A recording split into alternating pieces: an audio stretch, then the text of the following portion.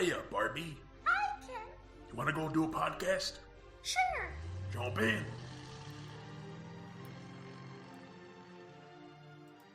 Ladies and gentlemen, box trolls and buttons, missing links of all ages, and everyone else, welcome to Binging Barbie. I'm your host, John, and with me I have my co-host, Jay.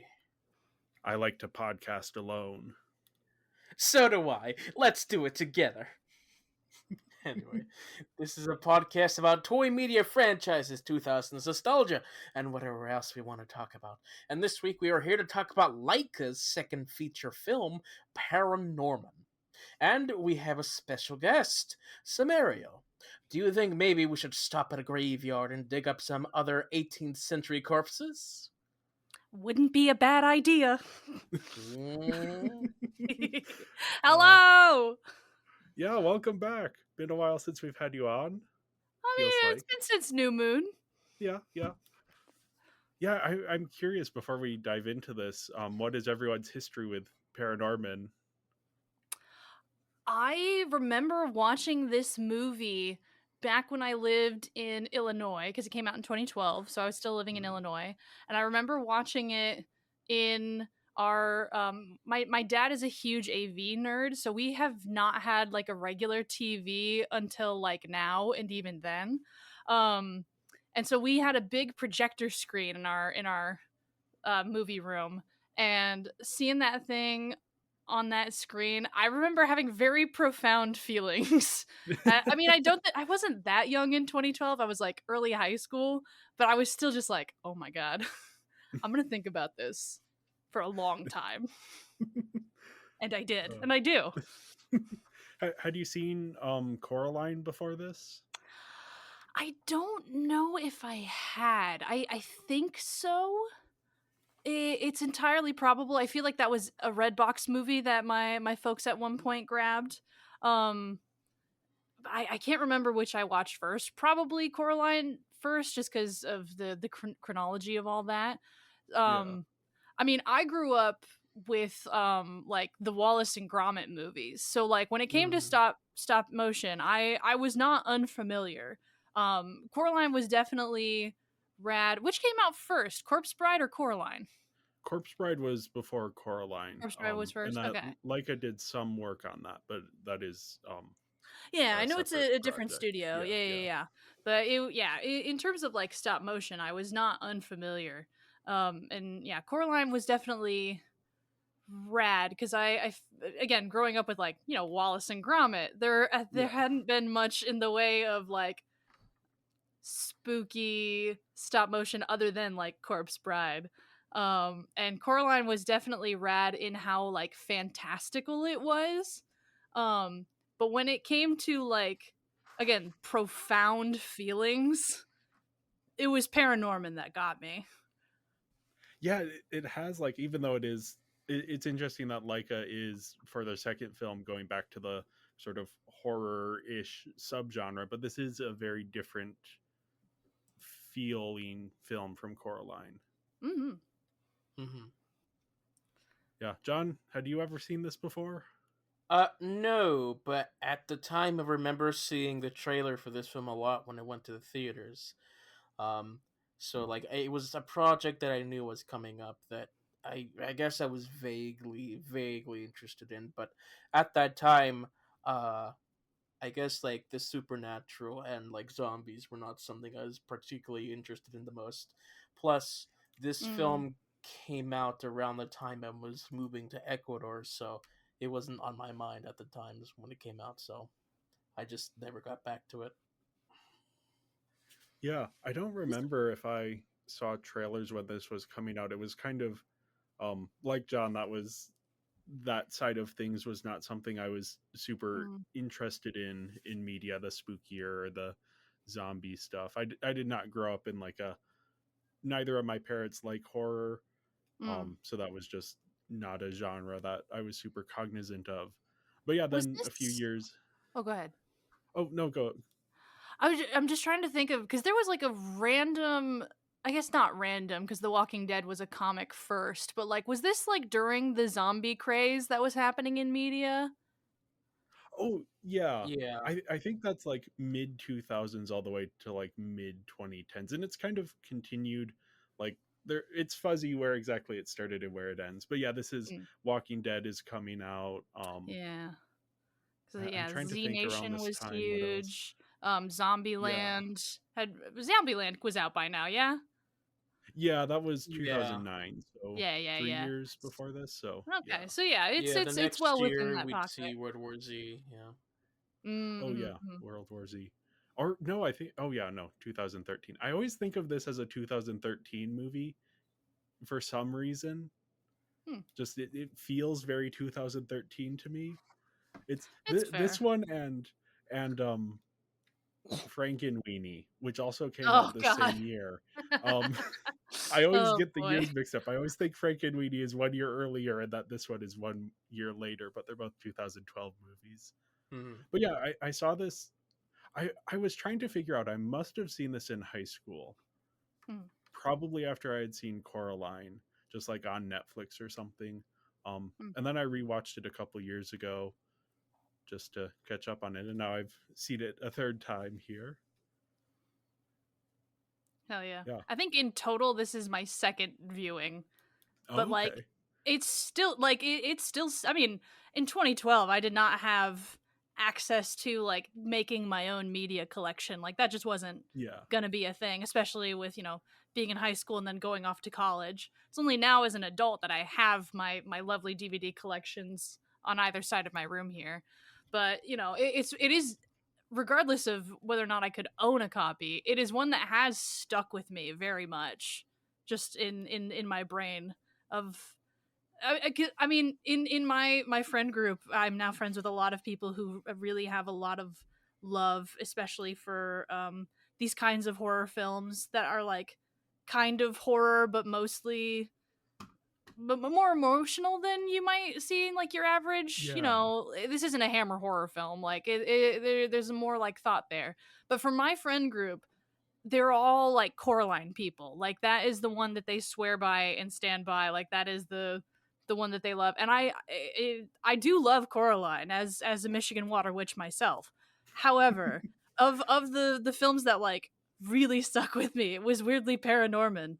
I think because I've seen Coraline also only the once, but this is the one that I got really excited about when you said you were doing Laika.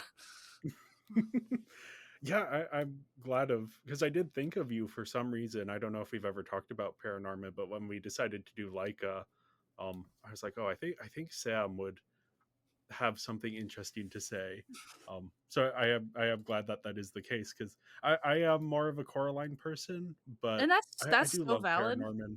I see the other side of things as well. I think they're both very very well crafted and like yeah, as you were Absolutely. saying, they're very similar in certain ways, but they're also very distinct. Mm-hmm. Um, well, yeah, this is Paranorman. It was released August 17, 2012.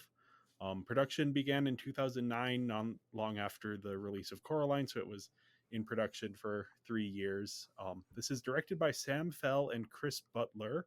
Sam Fell also directed Flushed Away, another stop motion, and then Hell Tale yeah. of Despero, and the recent Chicken Run Dawn of the Nugget, the Nice. Netflix sequel to the Chicken Run. And Chris Classic. Butler was a storyboard artist on Corpse Bride, which we talked about a few weeks ago, and then Hmm. also worked on Tale of Despero and Coraline. And then he wrote Kubo and the Two Strings and the Wow. upcoming Wildwood and directed Missing Link. So he's in the Leica ecosystem. And yeah, Nice, this nice. is actually also written by Chris Butler. So Good job, writer Chris. and director here. And then we have music by John Bryan, who was the composer for Magnolia, Eternal Sunshine of the Spotless Mind, Synecdoche, New York, Lady Bird, all of those like movies your cinephile friends are always talking about. This guy's the Mm-hmm. composer on those. Absolutely. Yes, I must correct you on something. Flushed Away is not actually a stop motion film, but CG Oh, film made to look like stop motion. oh, I did not Really? realize that. Yeah, Armin was experimenting with that film, trying to find ways to replace if they ever run out of their material. Um, Oh, that Fascinating. makes sense. I did not. I haven't seen it since I was a kid, so I didn't Same. realize that. Damn. Yep. Well, looking at the plot summary, here we have Norman, who is an 11-year-old boy who can see and speak with ghosts. Blythe Hollow, the town he lives in, is preparing for the 300th anniversary of a famous execution of a witch. Before the witch died, she cursed her accusers, and Norman is visited by the ghost of his recently deceased uncle, who could also speak to the dead. He entrusts Norman with a book and tells him he must read the book at the site of the witch's grave so that the witch's curse to stop it from the witch's curse raising from the dead. Norman takes it to the graveyard, finds a circle of 7 graves corresponding to the 7 people cursed by the witch. He starts reading the book, only to find that it isn't a magical book, but instead a book of fairy tales. And before Norman can finish, he is interrupted by Kevin, the school bully. And the witch's face appears in the sky, and the 7 accusers rise from the grave as zombies. Norman and Alvin flee and run into Norman's sister, best friend and best friend's brother, who were out looking for him. Okay. Norman realizes that he was at the wrong gravesite, and the team go to the town hall to find a record of where the witch was buried. The zombies follow them, but get accosted by a mob of townspeople who start attacking the town hall. Norman gets knocked unconscious and has a vision of the past. Turns out the supposed evil witch was really just a little girl, Aggie, with the same powers Norman has. The Book of Fairy Tales was just a way of keeping her spirit asleep for another year. When Norman comes to, he teams up with the zombies to find Aggie's grave. When he gets there, Aggie's spirit attacks him, and Norman tells Aggie that as a fellow outcast, he empathizes with her. The two have a heart-to-heart about their experiences, and Aggie's spirit, finally at peace, is able to move on, and the zombies also fade away. Yeah. Yeah. Yeah, this is an example of a thing that has become like much more common recently in kids animation, but I think around this time was much more sort of subversive. But the idea of like the supposed villains are more complex than they at first seem, and perhaps the big antagonist really isn't the big antagonist, and there's something more systemic that is going on here, the villain being more complicated than that. Mm-hmm. Yeah, I'm thinking of like Nimona has it. There's Sure. other examples. Frozen 2. I mean, you could also, I feel like, just say Frozen as well. Yeah. That there's a lot of, and Frozen is actually the next year. Yeah. So yeah, it's kind of the beginning of this style of story sort of becoming more popular in animation. But yeah, Sam, I am curious, as like someone who is a big fan of this, what drew you into it? I mean, I think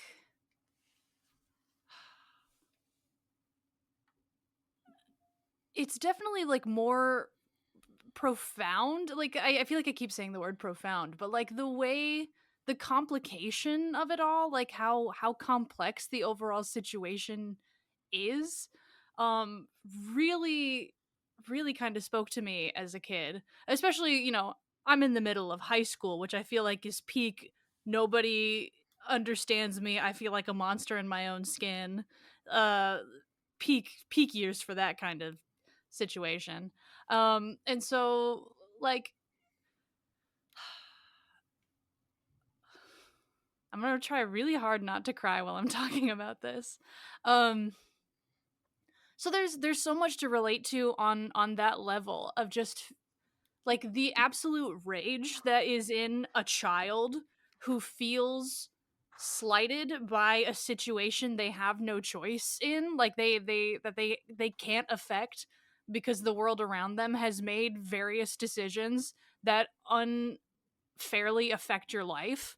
Like that's the shit that really every time I come on this show, I try so hard to not swear, and then I get caught up in saying something, and I, dang it. All right, but yeah, that is like the reason why I think this story has like so stuck with me. Of Norman, like Norman felt so real to me in a way. Like he's just trying to get by. He is just trying to live his life. He is just trying to do what he can, and then, is kind of taken with, no, I do need to do the right thing. I do need to try to fix this, even though I really don't want to, even though everyone around me is, upset with me for things I can't change. Like, I will do this. I will, do what I can. And then getting into the thick of that situation and having to be the one to like realize, like, wait a minute, this is so much more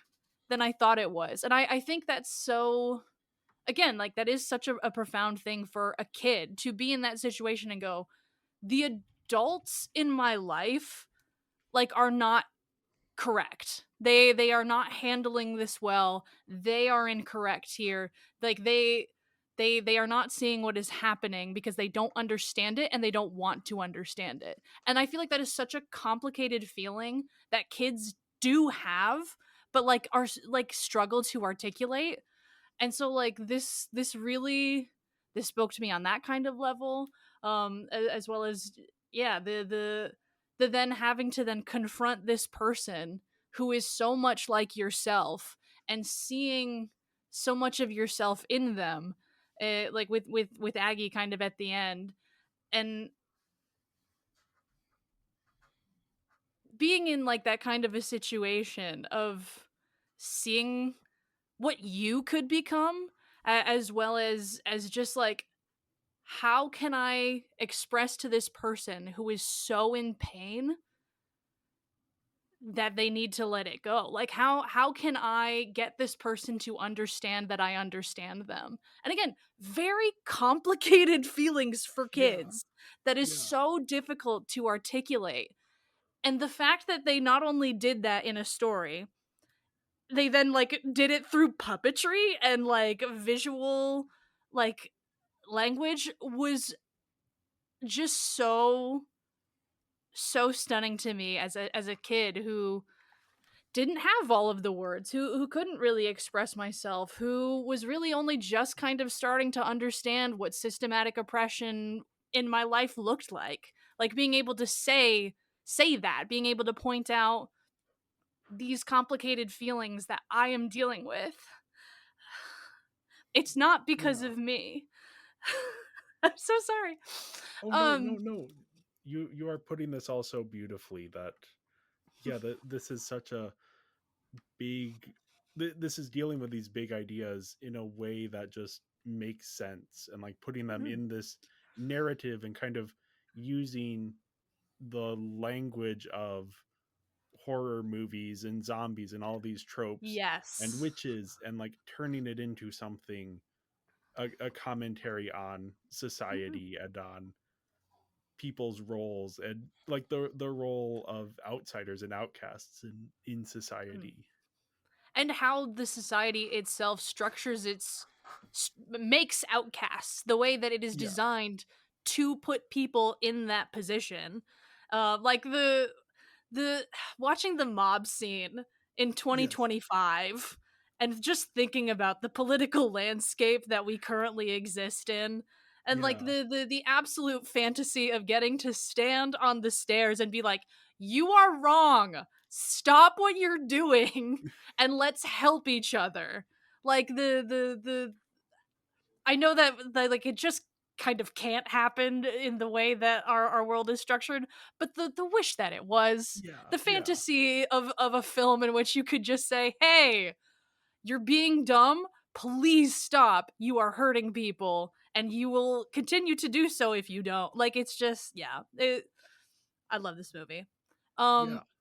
I will say it does border on uh watching this, I just finished watching this movie with Yeah. my siblings, and my brother-in-law was like, it's kind of, I kind of don't like that the people who killed her didn't apologize. Like, they acknowledge we did wrong, but like they never have that moment to her of saying we were wrong. And it leans into the danger territory for me of saying like, oppressed groups shouldn't fight back because then you're the oppressor, which I don't like. Yeah. Because, people expressing discontent with their situation and fighting back against it, that's not a crime. I mean, it is in like a legal sense, but like people have the right to defend themselves from Yeah. shitty situations. And so I didn't super enjoy that it was like, hey, you're being the bully now, child who was unjustly educated by a rigged legal system. Like I do get that, you do. I just don't super enjoy the like you have to they didn't say like, hey, Yeah. you have to forgive the people who hurt you. They did do it in more of the you need to move on because like you are only hurting yourself, which is the better way to frame that, but it got to that kind of area where I'm like, okay, maybe don't do that."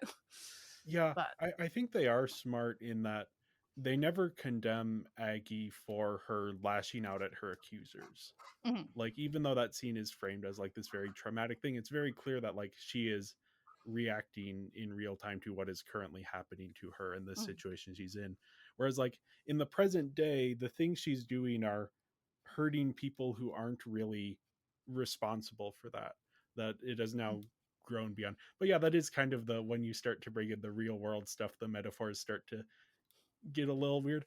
I do wonder with the apology thing, just because they bring the one like the head guy along with them in the car to help find the gravesite, and he gets like mhm, stuck in the forest with the parents.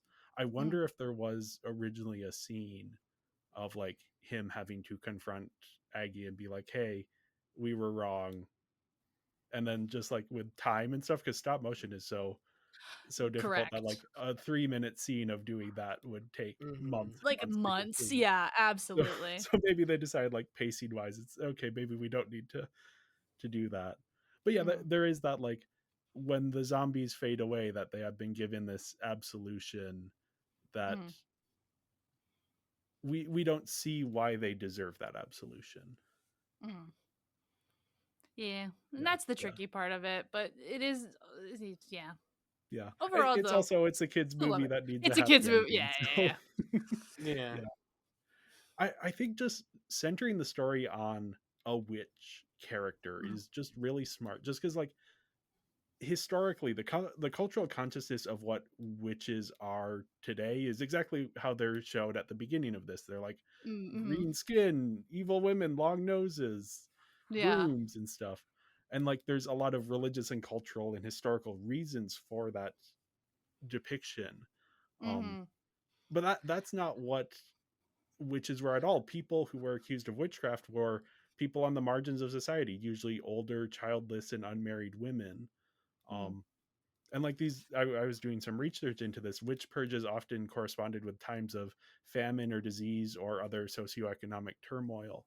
Um, Absolutely. and yeah, people No. who were accused of witchcraft were often accused based on like arbitrary traits written down in Mhm. these witch finding books. And I'm Oh, sure there are yeah. no present day parallels to that. So No, if you have you ever read any part of the Malleus Maleficarum? I haven't read it myself, but I am familiar with like some of the It's awful. yeah. The For those who don't know, the Malleus Maleficarum, also known as the Hammer of Witches, was a book written by just the most incel, misogynistic piece of trash who was like, here are all of the ways that you can spot witches, and it's all of these things in women that I hate. And people took it as gospel and used it to just kill and hurt so many people. It's insane. But yeah, in like that opening sequence where they were going through, like the part that like really cinched it for me was that billboard with like the witch who is actively being hung, and it's like, Blythe Hollow, a nice place to hang, and I'm like, oh my god, Yeah. what? Like the commodification of oppression into a marketable like veneer, like that is just so. That's absolutely society. Like that's. Have you either of you ever been to Salem these days? Because it's No, got but I can it's got imagine. yeah, it's got that kind of a vibe for me where it's like hey guys, so many people were killed here. And I'm like, that's not a good thing. You know that, right? Like Yeah. watching the Sabrina TV show where they would just talk about stuff like that. And they're like, oh yeah, these people were, our witchy ancestors. Like, those were innocent women who were killed by an oppressive society. They're not a cool aesthetic. Like, what are you talking about? But like, that's what the system is designed to do. Like, if it, what is the bit that people do about Rudolph the Red-Nosed Reindeer? The moral of that story is deviance from the norm will be punished unless it is exploitable. Yeah, Yeah. that like, Mhm. yeah, witches as this concept, we haven't necessarily as a culture dealt with the actual oppression that went on, and have more Mhm. just instead turned it into, oh yeah, green skin and broomsticks, Mhm. and like, even to the point of, there is this more subversive side of things of, oh, what if witches are cool actually, which I love Mhm. that stuff. That is also like not historically accurate, because the people who were accused of witchcraft were not actual witches. Mhm. They were innocent people who were being accused of something that they did not do. So even reclaiming that and trying to turn Mhm. it into a positive thing is missing the historical thing there, which I think this film is engaging in that. And you see, Absolutely. Aggie destroys the statue of the witch in Mhm. the town square as this rejection of like, no, that is not Well, me, that is not accurate. and during the like rehearsal scene for the like town pageant, like Selma is like, I don't think this is very historically accurate, and the Yeah, director's like, it's not meant to be historically accurate, it's meant to sell keychains and postcards. yeah, Yeah, yeah, which that it has it's been. just Yeah, so on the nose. I loved it. yeah, it's like foreshadowing. This whole film is so good at foreshadowing, because you also have the moment with the grandmother at the beginning when she's watching the zombie movie with Norman, and is like, well, why can't they just talk about it? Talk And it out. Yep, yep, yep. And I was like, yeah, oh look, the theme of the movie. yeah, but yeah, that it's like, it's dealing with these things and subverting what these symbols mean and giving them new meaning that is closer to their historical meaning. That like, yeah, witches were innocent people, they weren't actually witches, they were being accused of something that they should not have been accused of, and being punished for it in a way that Mhm. was horrible.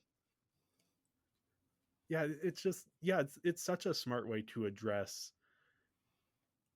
everything that it is going for, and all of these feelings Mhm. and ideas. And it's also like a really strong queer narrative. Like, Chris Mhm. Butler, the writer, is actually gay. Um, and I think this is like, more generally, anyone who's ostracized from society can relate to this. But I do Big think time. there are very specific points of connection there. Like the conversation between Norman and his mom, where after his dad has like said Yep. something mean, and she's like, sometimes people say things that seem mean, but they do it because they're afraid. And then Norman Yeah. very, very like smartly points out, he's my dad, he shouldn't be afraid of me. And then his mom is like, he's not afraid of you, he's afraid for you. Mhm. I feel like I have heard that conversation happen a lot. Or Hugely. yeah, No, absolutely. Well, because the thing that the that leads up into that conversation is Norman says, "I didn't ask to be born like this," and yeah, his dad says, "Neither did we," and yeah, whoa, right in the guts. yeah. No, yeah, that it again, it's so interesting that it is dealing with these ideas and these themes so directly, but Mhm. also like, there's still enough metaphor for It's that, for it to yeah, like slide under the radar a little bit. and it's a But if you, goofy, fun kids movie with like yeah, great jokes and humor, just like smartly peppered through it. Sometimes a little less smartly. There's some like really not chill. I'm not super happy with the way that Anna Kendrick's character got treated throughout that whole movie. Especially with the jokes about people grabbing her butt. I'm like, can we not do that? Actually, yeah, that is gross and I don't like that. That's assault. Please yeah. don't joke She, that. yeah, But but yeah, in overall, general, it's like, it's just this very smartly constructed story. mhm. Yeah, I don't know, John. What are you thinking right now? No, I didn't have really much time to process everything, so everything you're stating, I'm like catching it for the first time. So, Oh, good. um, Yeah. yeah, I don't really have much thoughts. I think that like Coraline, I feel like the pacing is really done really well, so the story has a nice flow to it. But Mm. after finishing the film, I did really feel that there was just something missing after watching it. And Mm. my immediate thoughts were I feel like we're missing a lot of the connections of the side characters. Because most of the film they're relegated to like the humor or just for Mm. little action set pieces. I really wanted like more connection between them and Norman because Mm. like they hold hands at the end, and I'm like, okay, but what changed? Y'all were chased by zombies. That I get that, but what made you really connect to Norman? And how does Norman feel about you guys? Because he's kept everything to himself, and he's always tried to keep people away from him. Um, I just felt like we needed some extra moments of him having something else to do with him. But No, that's fair. besides that, they got through like the main sequences of events pretty well. And yeah, I was hoping that the zombies would have more of a scene with Aggie, but yeah, like you said, animation takes time, so they were probably. I was really surprised at how short the film was. Like we Mm. got to the end, and I'm like, man, that was short. I'm like, huh, I feel like we needed more, but yeah. Yeah, Valid I as do hell. feel like that is a fair criticism. This does somewhat suffer from the problem of Norman is the only intelligent character in the entire film, Yeah. and like Aggie to a certain extent, but every other character is kind of depicted as ignorant or not the smartest. So yeah, you don't get those moments of connection with the side characters as much. Yeah, I don't Nope, know if I that's was valid. going anywhere else with that. Mm, You're right. Yeah, I do feel like though the central storyline, as you're kind of saying, John, it does such a good job of dealing with that it kind of doesn't bother me as much that the mm, side characters aren't as much of a focus. Um, but yeah, I do see there is maybe some emotional arcs that don't quite work with in terms of what the side characters how they're developing. yeah, Um, but yeah, when you have like Norman and Aggie's arcs being so strong, that kind of pulls through a little bit. I also just like how dark this is. Yeah. Like a major plot point is that the some of the characters in this movie hug a child. Yeah. Yep. Like that's not something you see in the Disney, not to rag on Disney movies, but yeah, it's like Laika isn't a major animation studio and they aren't like under the umbrella of a bigger studio. Their films are distributed by Focus Features, but I don't think they have any like deeper relationship with Universal.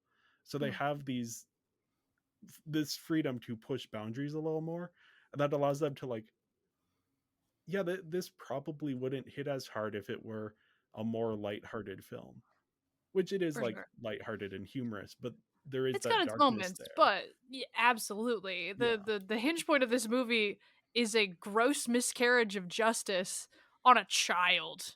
Like the American legal yeah, system is built on blood. Here you go, kids. Like I loved it. Love that. yeah. I It's like how it yeah, because it gives, like I said, like it gives that space for, because kids are so much smarter than people think, and like it gives that space for them to like think through these very heavy ideas that we you learn about horrible things in history class, and like we can try to like glaze over it as much as we want to, but like terrible things happen in the world around you all the time, and kind of having this like space to kind of like wrestle with that a little bit, that like a lot of movies, especially for kids, don't let you do. I think that's really rad. Yeah, this isn't. I mean, it is somewhat sugarcoating things because it is A still little bit, made for but kids, but it is like, yeah, they are talking about death, frankly, and without like, yeah, again, that's something Disney does sometimes push things a little further, but that's not something you see in like the super corporate sanitized animation to that same degree. Or especially like when we're watching the Barbie movies, which is a lot of what we do here. That Mhm. kind of stuff is just beyond what Barbie is ever going to be able to deal with just as like a corporate product. Whereas when we're seeing this smaller animation studio, it's more creator driven, and like, yeah, there are a lot of issues with how it was created, but like it being funded by a billionaire allows them to also take these bigger risks because they don't have to worry so much about money Mhm. in a way. Yeah, it's again, it's fascinating stuff. And it just makes for such a good film. Mhm. I love it. Also, like the first half of this is just so funny. Yeah. Like Oh yeah, the second big half time. has some moments of humor as well, but the first half is just joke after joke. The grandmother It's watching the goofy. zombie movie and like, what's he trying to do? He's trying to eat her brains. Well, why would he do that? He's gonna ruin his dinner. And that whole opening sequence is so funny to me. Just like Yeah, the way that like they're so like taking a run at like CD horror movies, like an absolute hammer horror schlock where like yeah. she just stands there and screams and like takes a break, looks at the camera, goes back, like the boom mic comes in shot and she Yes. pushes it away. Like I'm just like, yes, no, this is someone the like that you can tell when a person is like parroting something they love, and Yeah. that just absolutely was it for me. And I was like, yes, I've seen this movie. I've seen many of this movie, and I love it. I love it. Yeah, it is. It feels like it's being made by people who watched these types of bad horror movies on TV as a kid and just Mhm. were fascinated by it. And like Norman's room just being covered in zombie stuff, and then him like having the moment of, oh, the zombies are actually real, and he's like looking around his room and it's suddenly scary to him. Yeah. This Coming to like grips with, oh, the recontextualization. actual concept of a zombie? That's pretty scary, guys. I have a giant spider that is hanging in front of my on my mother's vanity that I've got here. And it's like if just suddenly I was like, spiders are actually really creepy. That's so wild. It's like, well, good luck, bitch. They're covering your room right now. Yeah, there's just so much humor throughout this. Yeah, it's so much fun. It never feels intense. I think Coraline can, which I love Oh, about Coraline, to sure. be clear. Yeah. Coraline can get very intense. This Hmm. one, like, again, I saw both of these as a little in high school, so I was a little better prepared for the scary moments. But this doesn't feel scary in the same way. It still feels Correct. intense, and you have the horror imagery, but it feels a little more humorous, a little more tongue in cheek. Mhm. Also a little mature at times. Oh, Yeah. how so? Oh, I mean, like inappropriately mature. Oh, Like, okay. Yeah. for a kids show, it's like, man, they go kind of far. Like you were mentioning earlier with like the butt assault stuff. When she But opens also, the like, door to their house and Mitch is there with a towel and she's right at yeah, dick level. Yeah. yeah, and Neil watching aerobics. Yeah. Yeah, just That moment, interesting. I was like, oh, that's weird because I feel like both Neil and Norman are kind of queer coded as characters. Hmm. Um, so that moment was like, oh, that's very interesting that they're pushing hard against what you might immediately assume based on, again, that's just my read of the characters.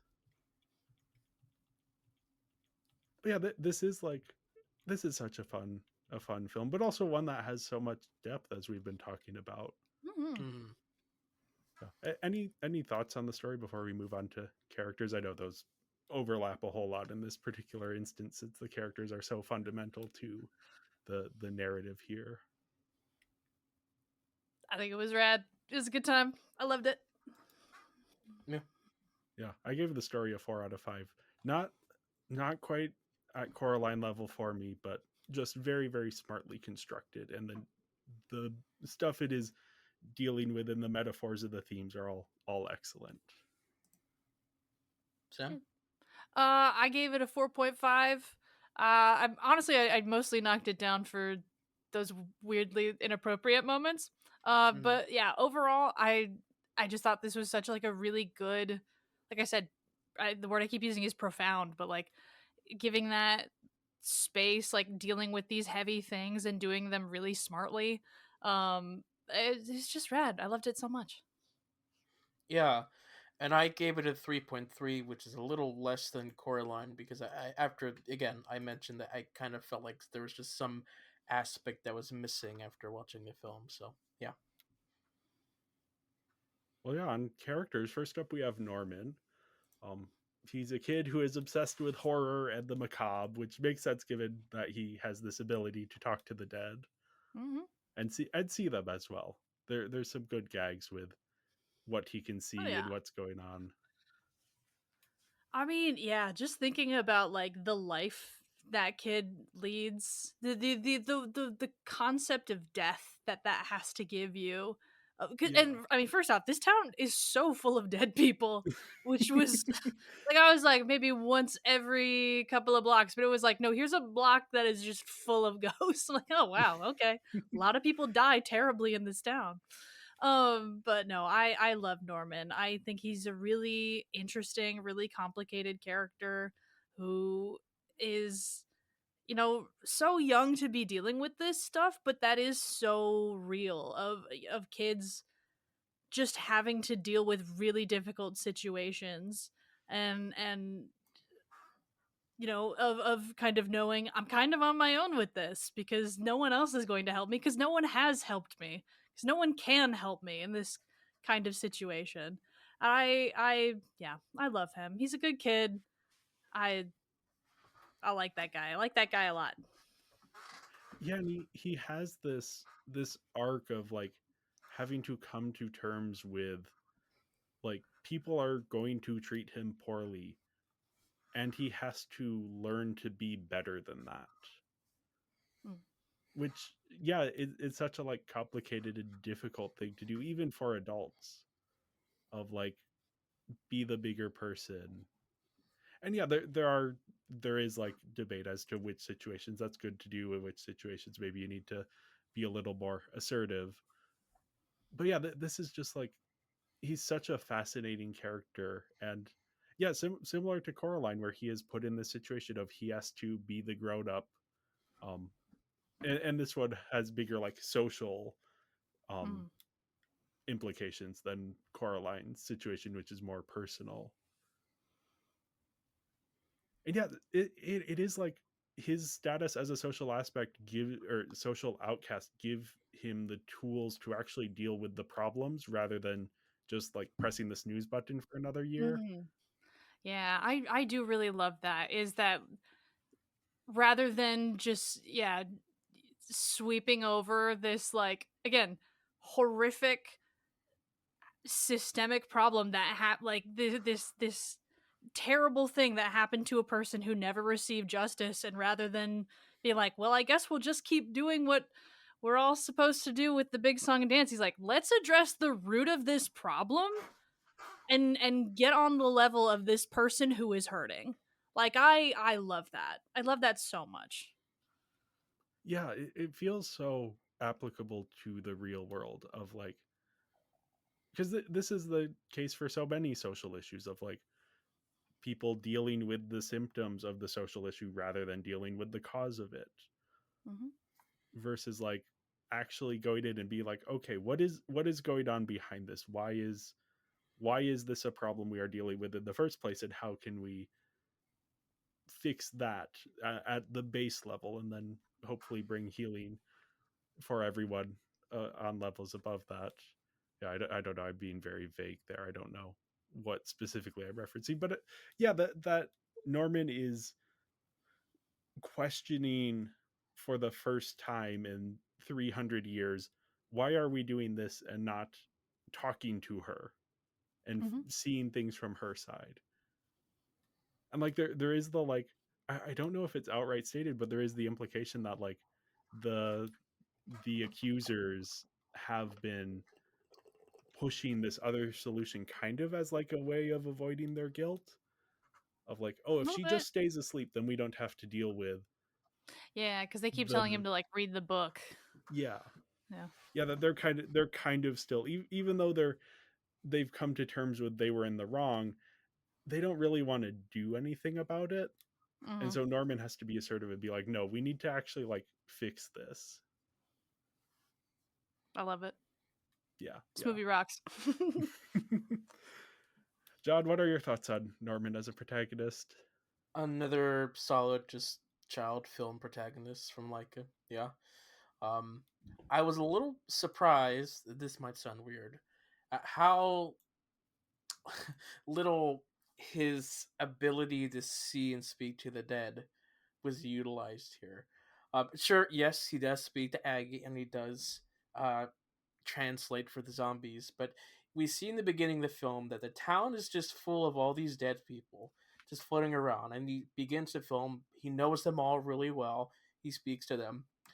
That's the only scene we have of that. That never comes up.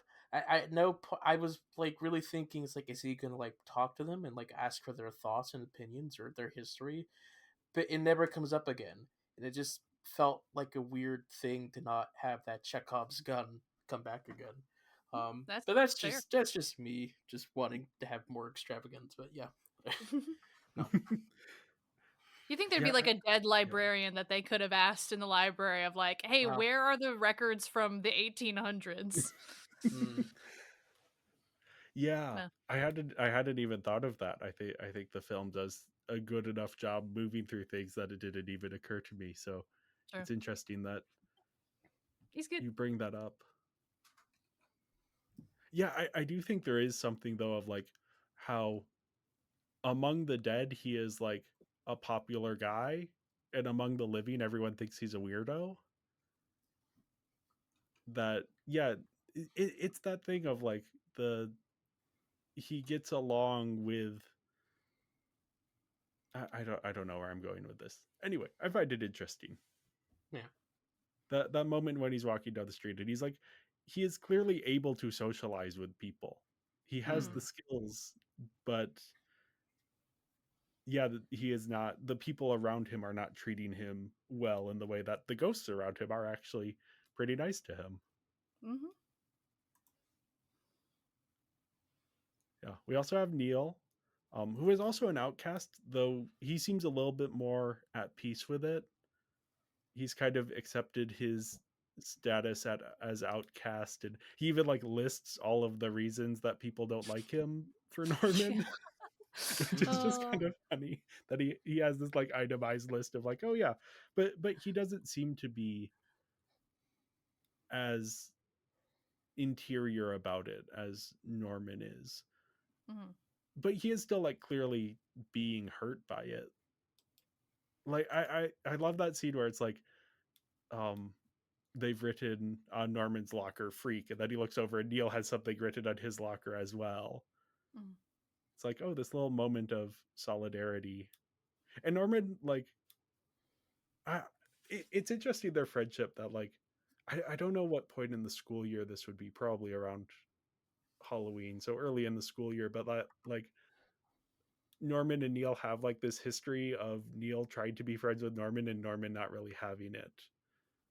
But then this is the point where like Norman is finally like, okay, fine, we can be friends. And that they actually like start to develop a little bit of a nice friendship there. Yeah. Like it's lovely.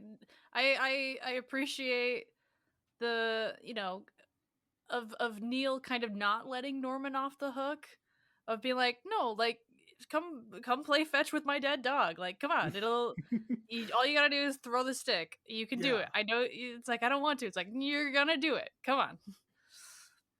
Yeah, I kind of wish, John, as you were saying, like the supporting characters not maybe getting their due. I do kind of feel that with Neil, that as the film goes on, he kind of fades a little bit into the background in a way that I kind of wish his relationship with Norman was got Yeah. a little bit Well, more focus. and Neil was Yeah. the only one who didn't want to leave Norman in the library, but Mitch Yeah. picked him up and walked out of the room with him. And I'm like, no, come on. Like, I get that it's a funny joke of you can't make me.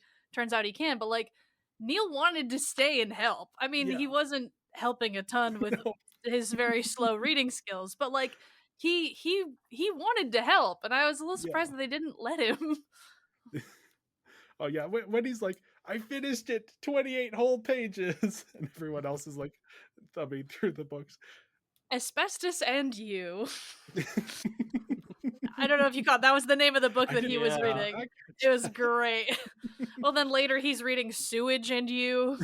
did catch that one. Yeah. Oh, He's just really learning a lot about, town infrastructure. yeah. Yeah. I love that for him. Future civil Mhm. engineer over here. Yes. Oh. Yeah, I do wish he had gotten more focus, but what we get is a lot of fun. He just seems like a nice person and this optimist even in the most difficult of situations. The moment where this has nothing to do with anything, but when he's like standing outside of Norman's window with the hockey mask and the Yes. hollow or like the He's scary music is playing, and then he's just like he pulls up the mask, want to go play hockey? well, because in that bit, so it's the Friday the 13th theme that is Norman's ringtone, Yes, and then he's standing out in a Jason mask, but that is a reference to Halloween. yes. But I was just like, yeah, yep, nope, this makes perfect sense. Yeah, do you want to play hockey? No, I need to stop a witch curse. Do you want to play later? It's just cute. It's just good. All of the little horror movie references, like when the uncle shows up and is like, or like next to the bush, and then something goes past the camera that he's not there anymore, and I'm like, oh yeah, I know that reference. I've seen Halloween. Yes. It's good. Yeah. Again, you can tell like the people who made this have a fondness for the horror genre and are interested in bringing it to kids, but in a way that is like appropriate for kids. Ish. Yeah, mostly. It is PG, so it isn't. Although every movie nowadays is PG. Anyway, Courtney, she is the teen girl. Yeah. She is in fact the girl, capital T, capital G. Yeah, she has the thing of like she's on the phone with her friends and she's doing her nails and she's talking about the boy she has a crush on and all of the teen girl stuff. I do like the moment where she like stands up for her brother and like holds his hand in front of the crowd. I do think that speaks well for her as like a character with a little bit more depth than what we're being presented. Yeah. I'm with John though in saying that I do wish we got a more like distinct moment of her like realizing, oh, I've been wrong this whole time. Yeah. And now I need to support this person who I have slighted. Like, I wish we got something a little more distinct in that way. Because it just kind of, it seems like the way that it's structured now is it's just kind of seems like it's her sort of skating by of like, well, I'm not going to admit I was wrong. I'm going to be like, oh, I'm right. And now I can make other people feel bad for being wrong because now they know that we're right. So everyone listen to my brother. It's like, all right. Yeah, she reminds me a bit of Candace from Phineas and Ferb. Oh, sure. But Phineas and Ferb as a TV show that like went on for several years had the benefit of eventually they started to realize that Candace is actually the most interesting character in Phineas and Ferb and started to give her more depth and more complexity beyond just the teen girl who doesn't like her brothers. Whereas in this movie, we don't really get to that point. No. And yeah, again, stop motion. This is like a minute or two shorter than Coraline, and Coraline was, from when it came out to when Kubo and the Two Strings came out, the longest stop motion animated film ever. Just because this is only a minute or two shorter. I think so. They're both in the 90 minutes. Huh. I felt like Coraline was longer. It felt fuller. Okay. Coraline is 1 hour and 40 minutes, according to Google, which is sometimes incorrect about these things. ParaNorman is 1 hour and 33 minutes. So yeah, 7 minutes difference, but with stop motion, that is a difference of months of work that needs to be done. But yeah, they don't have as much leeway to add another scene in there to flesh out these side characters the way that, especially live action, you get the actors on a set and you set the camera up and Yeah. okay, here's the big emotional scene where you're gonna reveal your character depth. Mhm. In an animated film, they do have to like put in a whole Yeah. lot more work. So unfortunately, I do think, yeah, all of these side characters just, I wish there was just a little bit more. Yeah. Yeah. Mitch, he's the ultimate himbo. Mitch. Okay, so this is interesting to me that, as far as I can figure out, he was the first ever openly gay character in an animated film, at least US animated film. Okay. I don't know, maybe there's like some obscure adult animated film from, but like in terms of kids animated films, Mm. and it's like very tossed off. Yeah, it's a one line at the end, kind of quick joke about Yeah. like because Courtney this whole time has been hitting on him, Yes. and he's just been blithely unaware of it, because again, ultimate himbo. And then at the end he's like, "Oh, you're gonna love my boyfriend. He's a total chick flick nut," and it's like, "Oh, okay." Which I know it's a little mean, but I love that specific trope of a conventionally attractive woman who is used to getting her way with men hitting Mm, on someone, and then that guy being like, "Oh, actually, I'm gay, so I'm not into you at all." it Like is good. again, it's a little mean, but guilty pleasure there. I'm just like that That's moment fair. of, oh, I don't get to push you around the way I get to push other men around. Yeah. I wish it wasn't just so offhanded. Like I wish at the very least, like, I don't know, could be mentioning, I don't know, Chad or something like the whole time. And you think, oh, this guy's just really concerned about his bro, and then have that kind of twist at the end. Like that could be Yeah, something. But it's just sort of a, oh, by the way, I am gay. It's like, I oh, okay. Well, I have to imagine that, because this is the first that they've ever, like, first time oh this has yeah. happened in an I'm animated film. sure, yeah, So because of like studio and all that yeah, jazz, you know.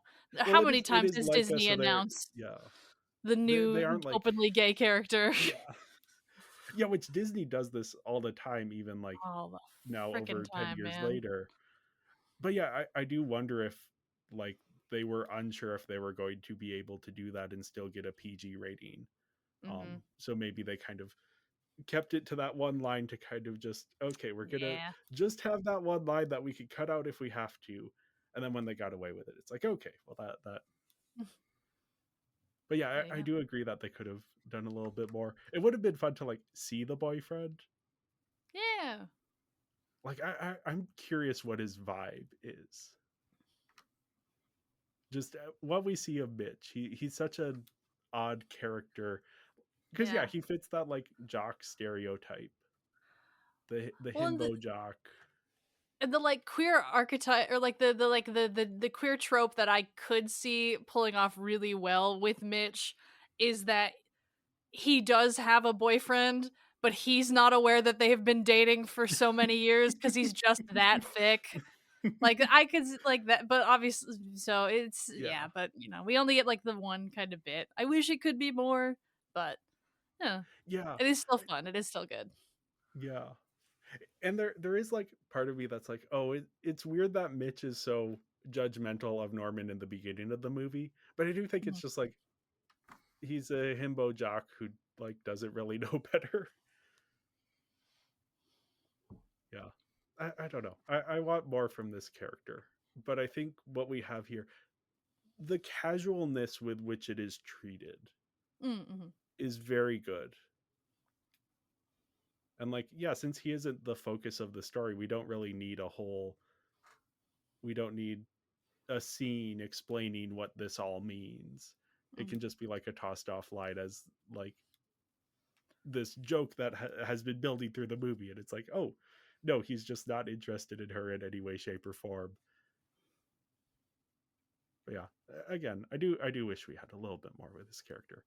Alvin is up next, who I misnamed in the plot summary as Kevin. I did wonder about that. I'm like, was his name Kevin the whole time, and like Alvin's like a nickname?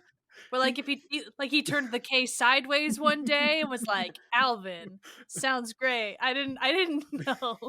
I thought I was No, wrong. that was just, I was writing out the plot summary going, what's the bully's name? Well, obviously Kevin. And then I was like, oh, I should double check that he's actually Kevin, but then I forgot to go back and check that I hadn't named him before.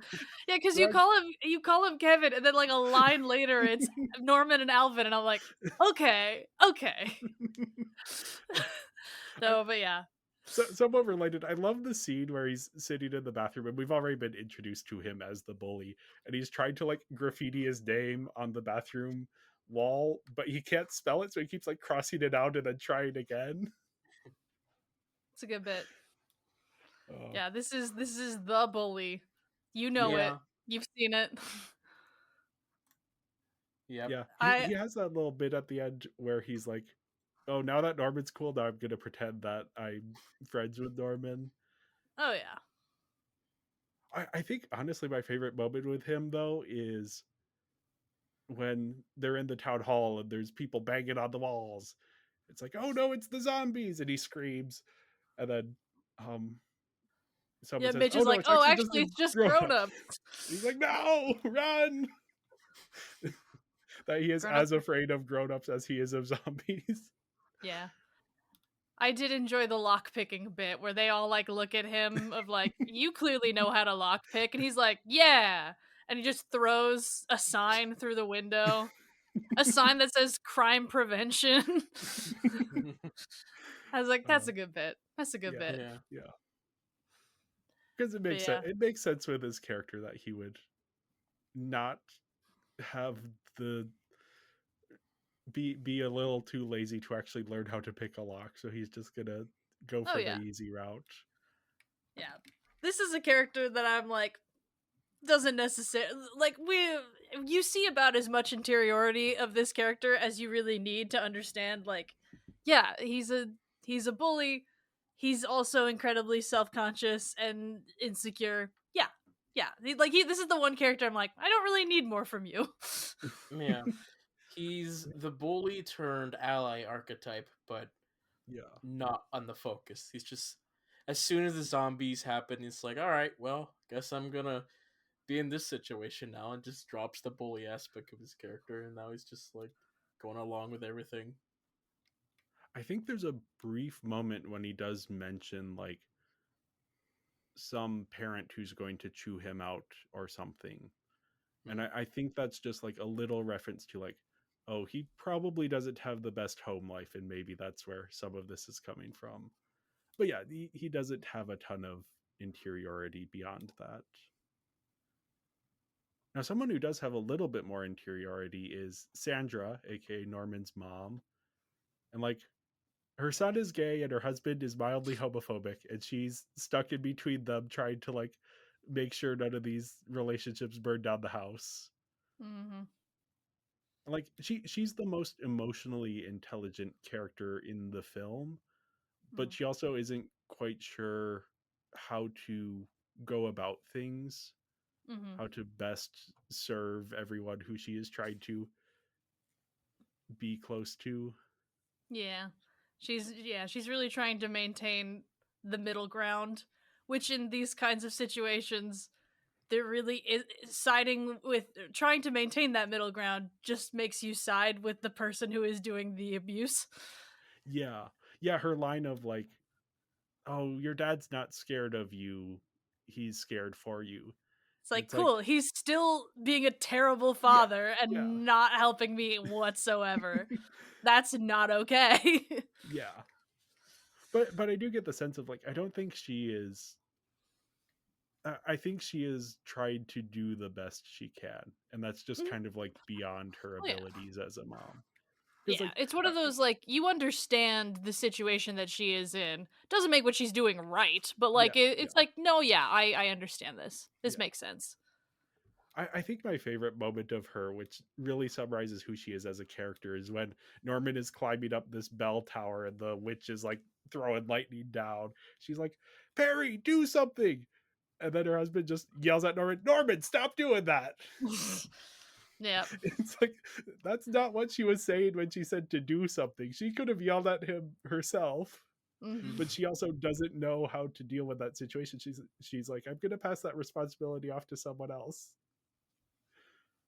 It's that ineffectual middle ground, man. Yep, It's not yep. gonna help anybody. Oh. Yeah, Perry himself, like he's worried about Norman fitting in, and he doesn't really know how to deal with that besides trying to force Norman to conform.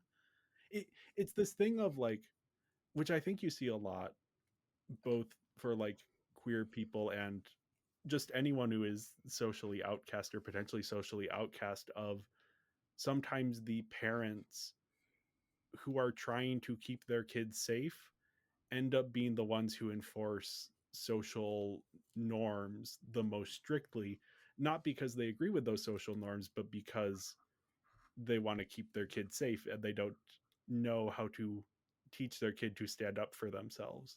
So it becomes start fitting in versus instead of, hey, I love you no matter what. I don't know if I'm No, explaining that that. yeah, that makes perfect sense. Of in wanting to like protect your kid from how like awful society can be, you become that voice piece of society, and that's all that your kid will see of you. Yeah, yeah, Like that's not, they're not going to read that as, oh, you are trying to protect me. That is, you are my number one abuser now. yeah. Like you are the person doing the oppression now. Which is Mm. not what they meant, but that's unfortunately how that fucking works. I Yeah. swear again, I'm sorry. One day I'll learn to stop. I mean, I tend to mark these episodes as for adults, Yeah, and I can edit stuff out. That is, yeah. but But yeah, yeah. no, it's and there is a certain sense. I do get the sense that like Perry is a little bit afraid of Norman, Mm. just in terms of like he has that whole Oh conversation yeah. with Sandra where he's like, well, I'm as liberal as they come, but that hippie stuff. Mm-hmm. Well, and to admit, in the same way that like if you're following like the queer narrative, for someone like to admit that Norman is correct and that he does in fact see ghosts, his dad has to rewrite what he understands about Yeah, life and the universe in much the same way that like parents like who were raised in like homophobic with like homophobic ideas and thoughts in the society they grew up with, when they wind up with a queer kid, to accept that that is okay has to fundamentally change their understanding of the world as they understand it, and that's really hard, and it's difficult, and it forces you to then question everything you believe about everything, because if this thing's not correct, what does that mean about other things? And adults who are very set in their ways, who understand the world from a certain perspective, don't want to do that. It's not a fun thought no, experiment. Like it's fundamentally rewriting the way you see the world, and yeah. that's hard. Yeah, and we do, to his credit, we do see that growth through the Mhm. film of he is actually confronted with, oh, maybe my son is correct and I have been mistreating him this whole time. And he has that moment at the end where he sits down and is like, oh, is grandma's ghost there? Mhm. And Norman's like, yeah, she's there. And then there's just this like quiet moment of acceptance of like, okay, I I will now, maybe he hasn't like there's probably still a lot of work that he needs to do to get to the point where Correct. he can Yeah. support Norman completely, but it has started. It has begun. Yeah. This is one of those moments where I was kind of like, I kind of wish there was an apology here. Just just in Yeah. terms of I think Norman deserves that of because it like yes, it is good. It is good in that way of like, yeah, okay, you are coming around to my side, but you still hurt me Yeah. very badly. And yeah, that is one of those moments where I was like, I wish we could get a little bit more there. But Mm-hmm. I do think it is out of character for Perry at the point we see him in the film. I don't think he is quite at that. I think that's like ParaNorman 2 10 years later. ish. I still think, I mean, if we're just because like if we're still, playing with the layers and the metaphors here, I still feel like that is something that deserved to be seen. Oh yeah, yeah. That is a thing that should happen. Mhm. Um but yeah, I do think there is, I don't know, to me there's something very true about that being left a little open-ended, where it's like, okay, things are better.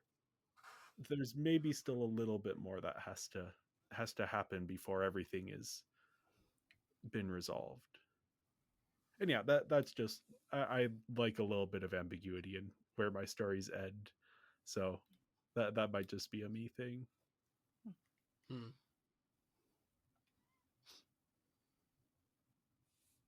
But yeah, a character who really we have a lot to say about, I think, is Aggie. Hell And yeah. just Go horrible off, what queen. happened to her. So horrible. Like, yeah, again, I already said this, but this is incredibly dark for a kids movie to have one of your major characters was hung as a child. Yep. Yeah. Yeah. I Yeah, can't but think of any other kids movie that does that. yeah, not anyone. I mean, there are so many like horror movies that I have seen that like all hinge on like, oh, there was this kid who drowned and now is, trying to kill us, and it's like you never really deal with the grief at the core of that. Yeah. Especially in like horror movies that are super schlocky and, it's just like, oh, whatever. Like that's because that's not the story that they're trying to tell with that kind of story. Like they never like come to terms with that level of things in a, a teen horror film. Yeah. And so Yeah. I really appreciated this for being like, no, let's talk about that. Like all these like horror tropes that we have of like, like the woman in white, this like classic story of this woman who went crazy and killed her kids and like all this stuff. Like, let's talk about the grief there and the like the emotional weight of a human being suffering. Like, let's talk about that. There's very Yeah. few movies that actually do that in a way that like is good and interesting. And the fact that like this children's movie was like, no, we're gonna get into this. I'm like, hell yeah, dude. I love that. Yeah. Yeah, it's so smart in how it's dealing with, and I hadn't even thought about that, like parallels to other horror films of like, I don't remember how The Ring ends, but I don't think there's like a resolution where they have this conversation with the girl from The Ring and are like, hey, that was terrible, what happened to you. I also don't remember what happened. I don't know. I've Anyway. never seen The Ring, so I Yeah, don't know. I saw it several years ago. It's like 2.5 hours long, and Mm-mm. I was zoned out by the end of it. Good movie. Anyway, that it is like, yeah, there's this resolution to it. This, again, as the grandmother says, why can't they just talk about it? Mhm. And that ends up being so smart. Yeah, I such a well constructed character as well, and how information is revealed about her. Mm. How we have this like moment at the start where Norman has this vision of like the people running after him, and we don't really know what that is, and then later we get the other vision where he sees what actually happened to her, and the realization of, oh, she was a kid. Mm-hmm. Yeah. Because she like adopts that like mask of the witch, and Yeah. it's so like, if you're going to call me a monster, then I'm going to be a monster, and I'm gonna make you suffer. And I love that archetype. Like Yeah. like I feel that so deeply, and the fact that this movie, like, that you see that, and you watch it kind of unfold, and then when you finally get to see her and she's just a kid, like, and we get to go into that and like talk about her pain and how she is hurting. Like, I just love that. Like, Yeah. very few movies will do that, because I don't know, feelings are gay or whatever, but like, this hippy dippy stuff needs to it's like, well, yeah, but like, trauma is so real, and yet to talk about it sounds stupid and ridiculous or whatever, but like, pain is real. Trauma, like deep-seated trauma, like, can absolutely shatter you and change the way that you see the world. I just love that, like, they give her that space to be that, and to deal with heavy things like that. It's Yeah. just, it's so good. Have you seen Nimona, Oh yeah. the Netflix film? Yeah, because Oh yeah. that also has a similar idea behind it. Mm-hmm. No, Yeah, I love just the Nimona. story of Have like, you read it? I have not. I should read it. I It's love the very film. good. The film is very good. I will say they did a very good job with the adaptation. But yeah, the graphic novel is so good. Like, I heartily recommend it. If you enjoyed the movie, please read the graphic novel. But Yeah, yeah, no. it is Nimona is definitely on my list. Yeah, Nimona is absolutely one of those that does kind of the same thing of dealing with, again, that you're gonna call me a monster, then I'm going to be the monster. Yeah. And like, I just I love it. I love it. Yeah, it's like, and it is, to anyone who has experienced this kind of being a social outcast, you can relate to that, of like Mm-hmm. wishing. Yeah, I don't know where I'm going with this. Anyway, it is the anger behind that, and the anger that Aggie feels. Like, you understand why she is feeling that anger, because she was dealt a major injustice, and it's never actually been addressed. Like, there is this entire town that has sprung up around her grave that is entirely dedicated to this false image of her. Yeah. And yeah, She's the beautiful. story that gets told of, the witch's curse and this evil witch, it's like, no, that's not at all what happened. Yeah, it's so smart, so engaging. Yeah, of these types of like films where the villain isn't actually the villain, I think this one just works so well because it is dealing with such a depth of emotion. Mm-hmm. Mm-hmm. Big time. Yeah, as Yeah. opposed to like Frozen. I guess Frozen has story problems in that it was being rewritten late Yeah. into development, so Yeah. stuff gets. But yeah, this just like hits for me so much more than a lot of other animated films with similar constructions do. Mm. Um, yeah, yeah, not like she and Norman genuinely connect over their shared experiences. Where Mm-hmm. Mm-hmm. sometimes I get the sense of like, when I'm watching one of these things, and I think Infinity Train, we talked about Mm. that. Sam and I talked about that along with the other people over at Serious Business, um, Heyo. where, minor spoilers, I guess, spoilers for the first season. But the protagonist reaches the end of the train and realizes, oh, the conductor is this person who experienced this massive tragedy. And so the protagonist is like, well, I think you should just get over the tragedy and move on, and yada, yada, yada. And it feels very hollow. Whereas here, we have lived with Norman, we have seen how people treat him, and how his experiences, even though Aggie's experiences were so much worse and resulted in something so terrible, that there is this like shared connection between the two, and that Norman can actually genuinely empathize with Aggie's experiences and Mm-hmm. encourage her to like, hey, that was horrible what happened to you. You maybe need to be the bigger person in this instance. And like, Yeah. I do wish they kind of had leaned into the into the you need to let this go because it's hurting you, yeah, rather than you should stop. You should forgive them and let everyone be okay. Like it, I because that's the part that I hate. That's like, yeah, yeah, you need to the always expecting the person who is oppressed to be the bigger person. Like that's not, I don't like that. I yeah, seriously yeah, dislike that. So I kind of wish they had, I mean, they don't make her forgive them, which is good. yeah, I yeah. do like that. But the way that they're just like, yeah, just like, let it go. Just like stop. And it's like, but like giving her the thing of like, you are in so much pain and this isn't going to bring you the closure that you want. Like that Yeah. I do like.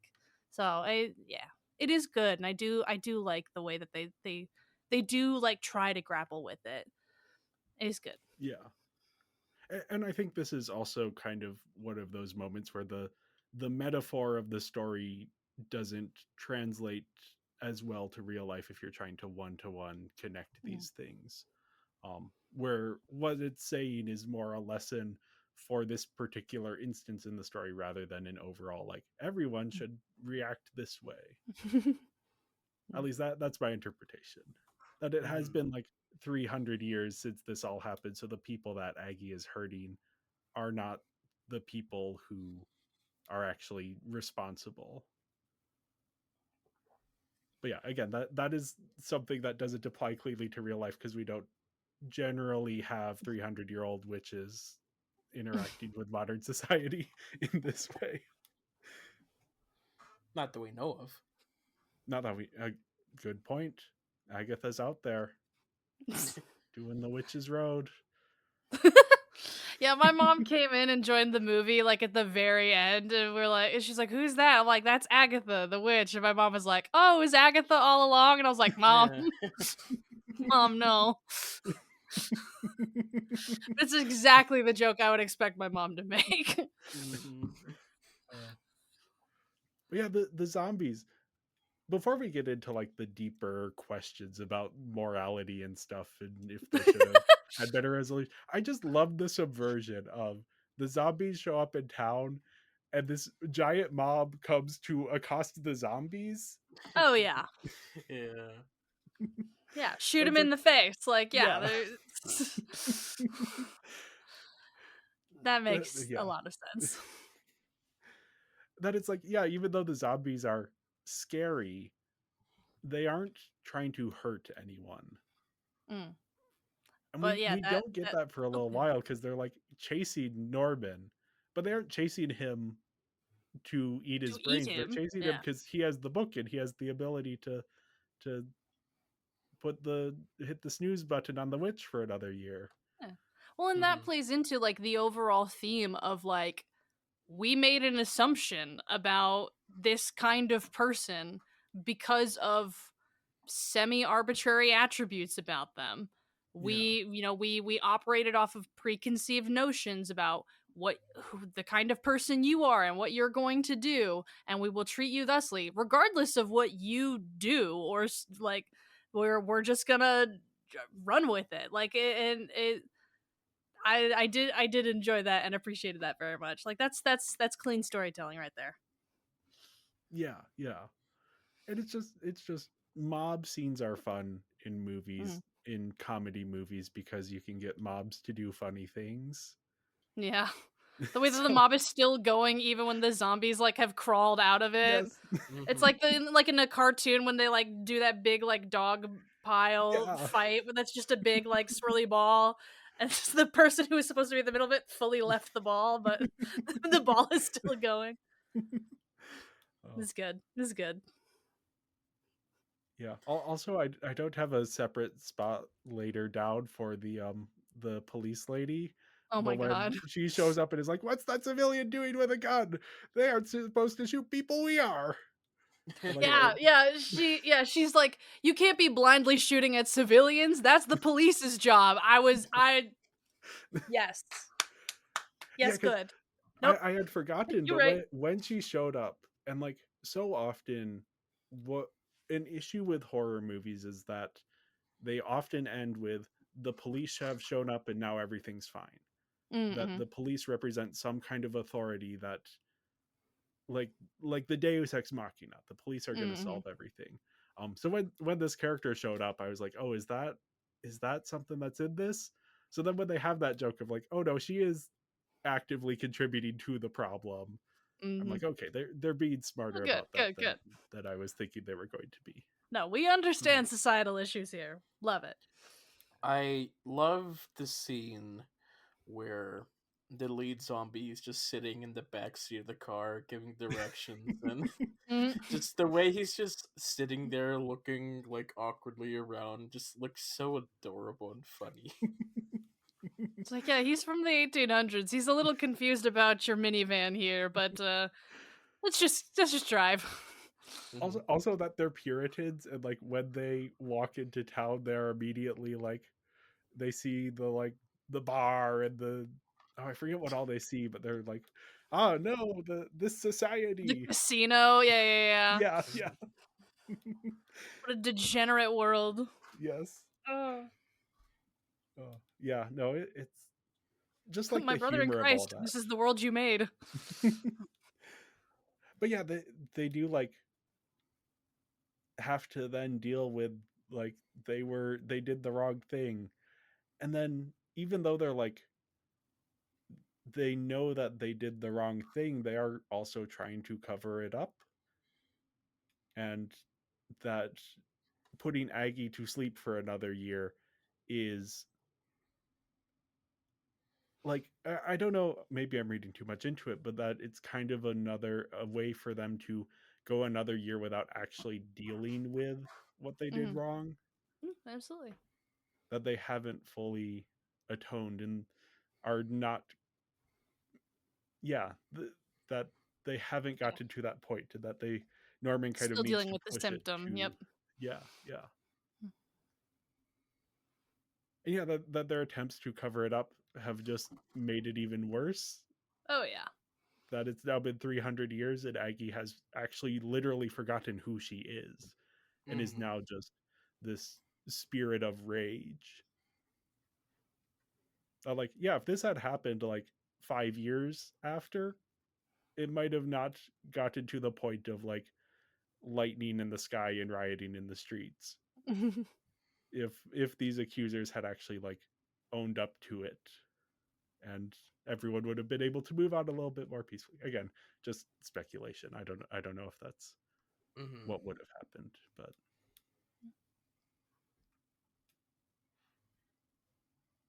yeah, I do definitely agree though that it would have been nice to get a scene of resolution between Aggie and these characters, specifically these characters being like, hey, we messed up and we need to tell that to your face, and it doesn't matter if you forgive us, but we are sorry. Yeah. It'd be nice. But yeah. Yeah. It's still good. Yeah, yeah. Mhm. Yeah, I think Aggie and Norman's connection is so strong that it's like, okay, the side character stuff is a little disappointing, but again, there's like, this is still very, very good. It's still real. Yeah, no, it's still delightful the way it's Yeah. delivered on. I did also want to bring up Mrs. Hensher, who is the drama teacher, who is just so much Uh, fun. Uh, I was waiting for her to get mistaken for a zombie. Like, I thought that yeah. was gonna be like a clear setup with that mud mask that she was wearing the entire time. Those are like, I don't think you wear a mud mask for that long. Like, I think it's like maybe an hour max. You gotta wash that off, man.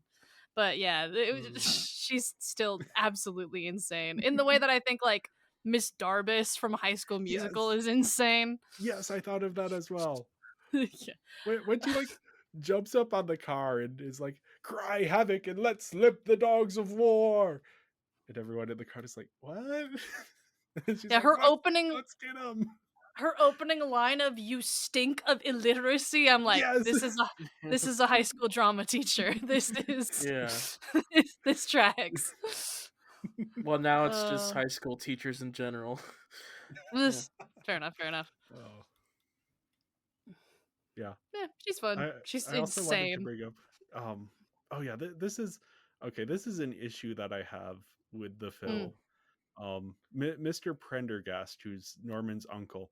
I don't love how they deal with this character, Mm-mm. specifically the way he like stalks Norman and then shows up in the kids' bathroom. That's like Mm. since this is also already like, and I don't think it is trying to specifically be only a queer metaphor, Hmm. but because that is like in the orbit of what this is doing, and then you have Yeah, the no. older uncle who's like showing up in the back. Yeah, Yeah, that's yeah. fair.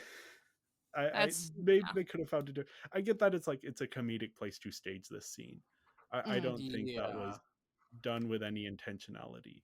It's like, oh, Oh maybe yeah, you should have just like, yeah, and same when like Norman gets like stuck under his body and they have like the whole Yeah. bit with his tongue. I was a little like, okay, I get this is funny. This is a child under yeah, a corpse. Like yeah, there's a lot here that's not good. They also just kind of shrug off that this man is dead. It's Yeah. like nobody talks about the fact that this man is dead. It's like when Alvin comes in, he doesn't like mention that there's a dead body in Dead this body room. here. I mean, Yeah. to Like be fair, he's being chased by zombies, but like nobody ever pointed it out that there's this dead body in this room. Anyway, yeah, this is a little that's like I get that this is it's only incongruous in the way that like we're really dealing with the very real emotions and trauma of this particular aspect, but this particular aspect is funny, and it's like, okay, but okay, sure, yeah, yeah, yeah. we'll say yes. Yes. I am curious now too, like, because I can just imagine the like the worst faith interpretations of this film Hmm. with this character would be very bad. No, But again, absolutely. I don't think that is something that the filmmakers were at all conscious of, because they probably would have addressed it if they were. I think it's Mm. just, hey, here's a funny scene construction, and then because of the metaphors that the film is dealing with, it ends up being a little iffy. I started this movie and I heard the dad talk and I was like, why do I have a memory of John Goodman being in this movie? And then the uncle showed up like 5 minutes later and I went, oh, that's right. Okay. Nope. And like Nope. That very good tracks. casting. Yeah, yeah. Very good. We'll get yeah. to that. We get to the We'll get there. We'll casting, get there. but We'll get yeah, there. yeah, yeah. I gave the characters overall a 4 out of 5. Oh, I should ask any other thoughts on the characters. I thought, what was the name of the nerdy girl? Oh, Selma, is that her name? Selma, I think so.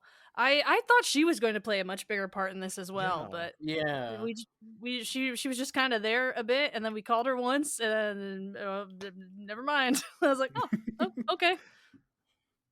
Shrug. yeah, yeah, yeah. I do wonder if there were like 20 more minutes in this movie, if she would have shown up again, or like even gone along for the adventure.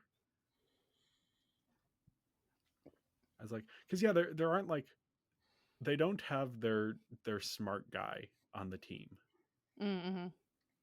because everyone besides Norman is kind of Is pretty dumb, yeah. yeah.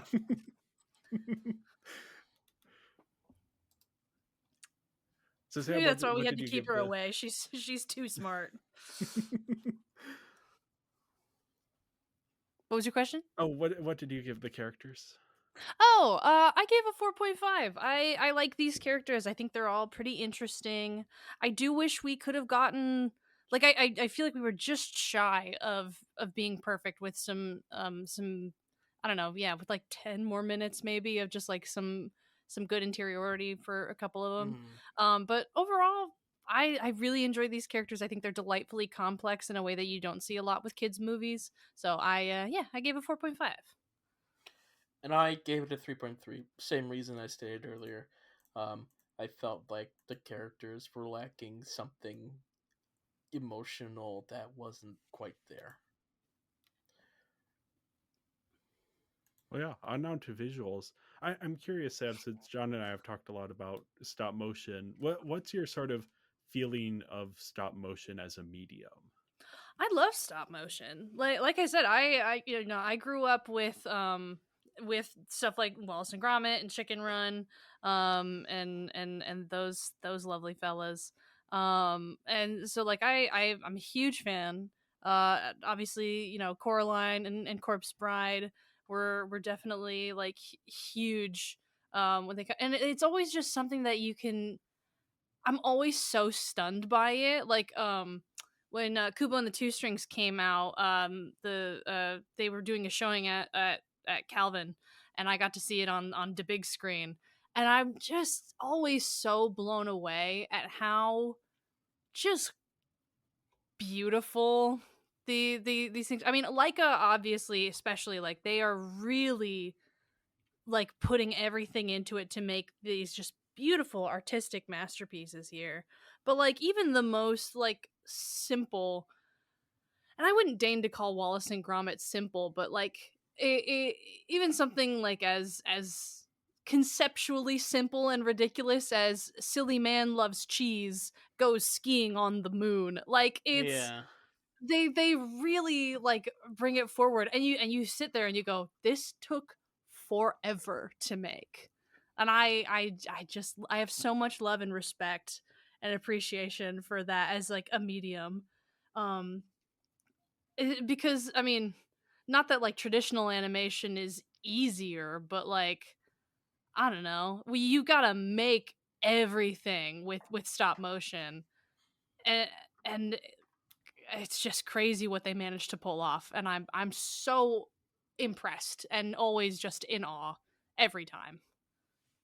Yeah, yeah. Stop motion is such a fascinating medium.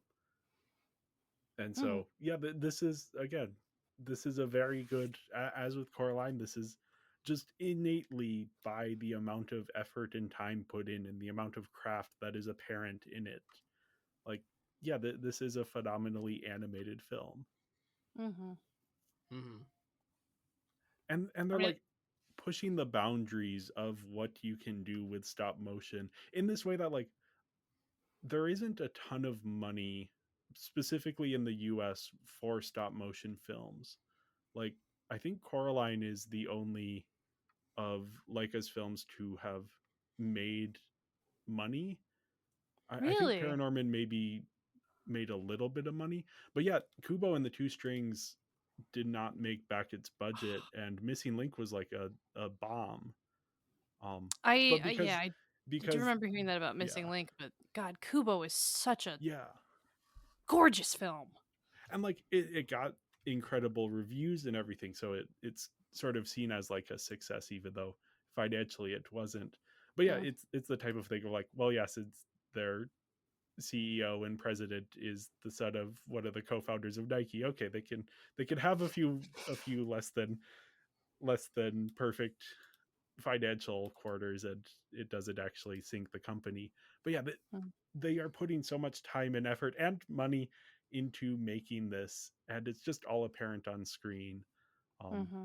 they're pushing the boundaries. This is actually the big thing that they innovated for this one is that they were able to use for the full first time full color 3D printers Mm, for the Mm-hmm. faces. So the faces are 3D printed and then they will swap out for different expressions.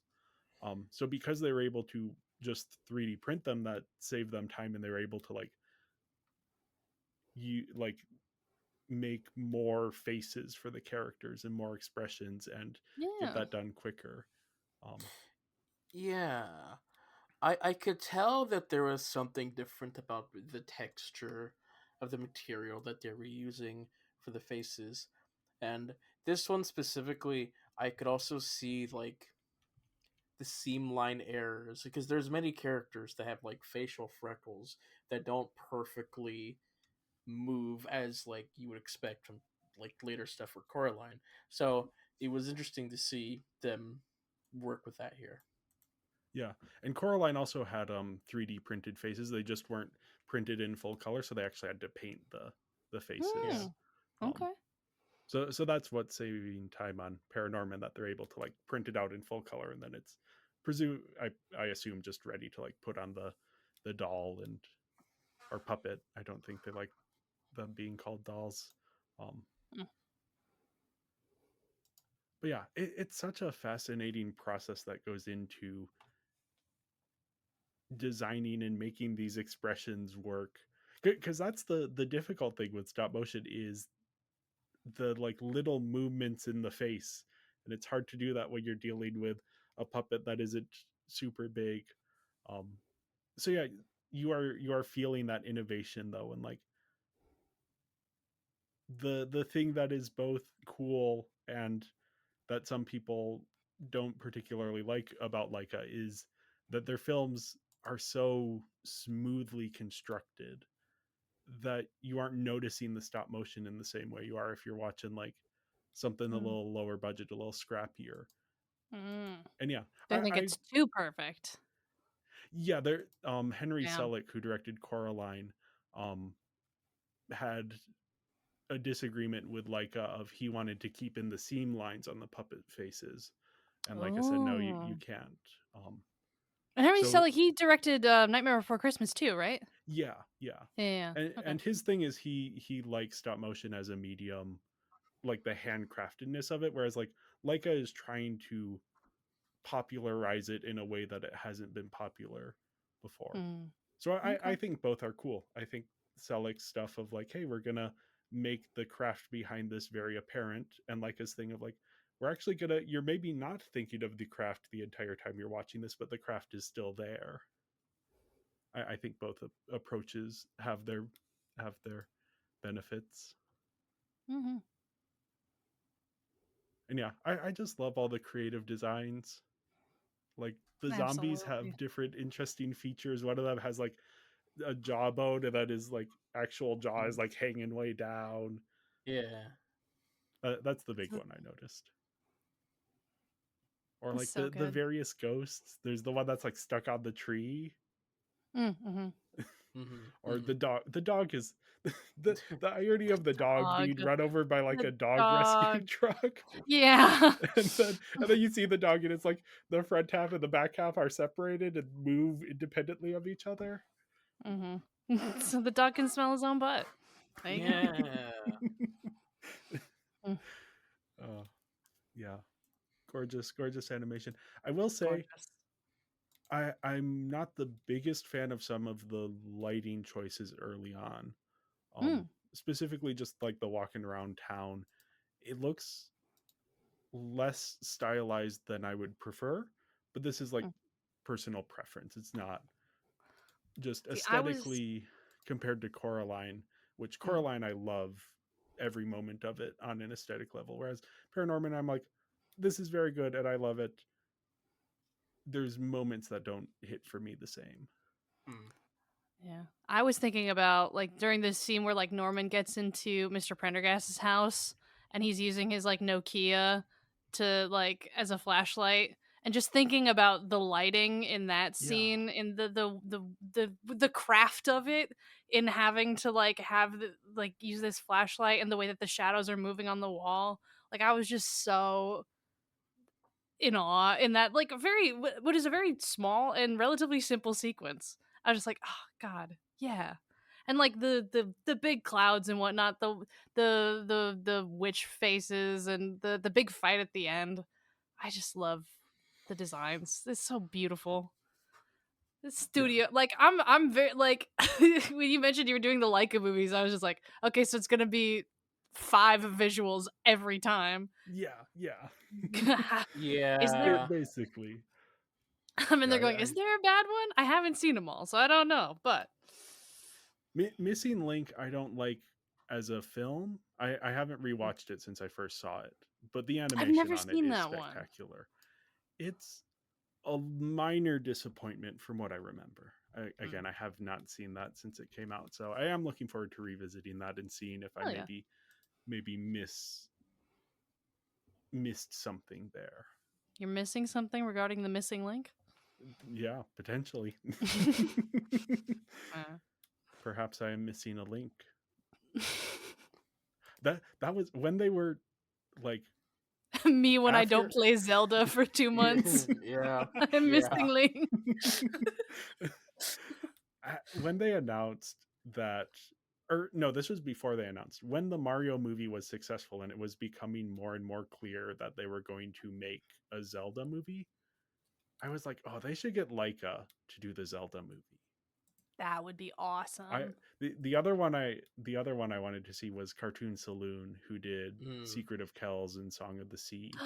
Oh yes. Which, yeah, that would have been perfect. I'm excited for whatever Wes Ball does because he's a good director. But yeah, I'm like, oh, Cartoon Saloon or Laika, they would have made good Zelda movies. Please. Speaking of like, there you go. Anyway, yeah, no. This is just so well animated that like I can't give it anything less than a 5. I was going to give it a 4.5 because aesthetic reasons, but I'm not going to do that. Just like Norman's hair is so fun, and the way like there's like the moment where it's like tangled up and then it just immediately goes back into shape. Yep. Which I imagine having that rigid of hair for your main character in a stop motion film is a big time saver. But they do have like his sister's hair is going all over the place, and they do eventually put it in a ponytail, but they are putting in that effort, and like, yeah, that's the kind of thing that maybe a different stop motion film wouldn't have the ability to do as easily, of a character with long hair that they have to then animate as she's moving around. And also like Mitch's design is so funny. I was watching a making of scene of like, and they were talking about how difficult it was to make his movements feel possible given how top heavy he is. Oh yeah. And like I can only imagine I how was not tiny cognizant his of that face is. watching the film because they did such a good job. But you're like, you look at the puppet, you're like, yeah, that makes sense that they were having a hard time figuring out how to make his like walking look like he wasn't gonna fall down. Hell yeah. So yeah, I gave it a 5. Lando Jones in Cirque du Freak. Yeah. I also gave the visuals a 5 because how can you not? Oh my god. Yeah. It's Laika, man. They get it right. Yeah.